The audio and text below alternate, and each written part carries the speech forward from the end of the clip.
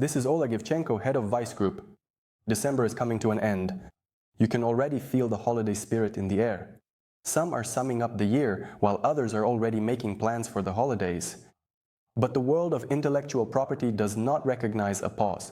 And together with you, we continue to keep our finger on the pulse of the most important events. Today in our episode, we will talk about the following topics. There will no longer be Ukrainian cognac or champagne. Bohemian glass has gained the same rights as Dutch cheese. The Berne Convention for the Protection of Literary and Artistic Works turns 138 years old. Ahead are some interesting news and a bit of history. Let's get started. Starting January 1st, 2026, Ukraine will cease using a number of European geographical indications for labeling alcoholic beverages of Ukrainian origin. In particular, this concerns names such as champagne, cognac, port, Tokay, grappa, calvados, and others. This marks the end of the 10-year transition period stipulated by the association agreement between Ukraine and the European Union. From now on, Ukrainian producers must use names defined by national legislation. For example, wine and sparkling instead of champagne and brandy instead of cognac. The use of derivative words such as champanization or Tokay style is also prohibited. At the same time, products manufactured and labeled before January 1st of 2026 may be sold in Ukraine until warehouse stocks are depleted. Continuing the topic of geographical indications now at the level of the European Union. Starting from December 1st of this year, a new procedure for the protection of geographical indications for artisanal and industrial products has come into force in the European Union. It was introduced by an EU regulation and concerns artisanal and industrial products that are closely linked to their place of origin and production traditions, for example, Bohemian glass, Limoges porcelain, Solingen knives, or Donegal tweed. Now, such names can be registered under a single protection scheme at the EU level.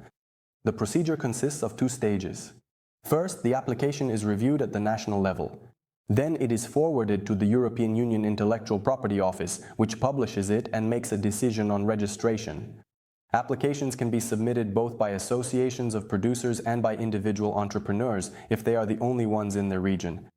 This means that now in Europe it is possible to officially protect the name of an industrial product linked to its place of origin, just as well-known varieties of wine or cheese were previously protected. Almost 140 years ago, on December 5, 1887, the Berne Convention for the Protection of Literary and Artistic Works came into force.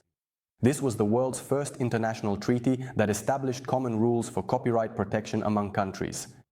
The convention established a key principle: the right to a work arises automatically from the moment it is created, without registration or any formalities. It also introduced the national treatment principle. An author from any member country has the same rights abroad as local creators do. The Berne Convention set minimum standards of protection for books, music, paintings, and other works, and it became the foundation of the modern global copyright system, which now includes most countries in the world. With that, we put a full stop both to today's episode and to the year 2025.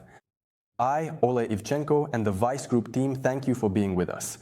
Follow our updates and share this episode with your colleagues in creativity and technology. We wish you happy holidays, inspiration, and new ideas that will surely find their way to realization in the new year. See you next time.